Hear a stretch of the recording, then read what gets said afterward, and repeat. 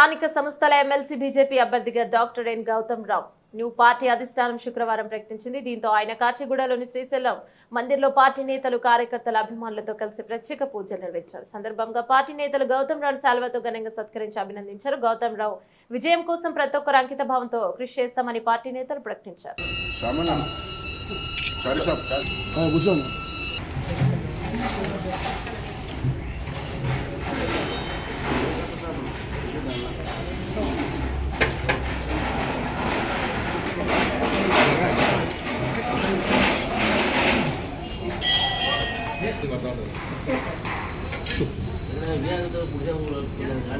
Sir start చేయండి.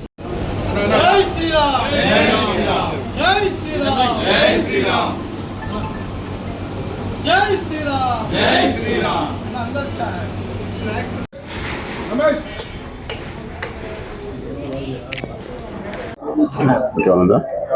కార్యకర్తలు అందుకోసం ఆహ్వానించారు. పొరపాటున ఎవరికన్నా రాకపోయినా కూడా మీడియా మాధ్యమంగా ఆహ్వానిస్తున్నాం.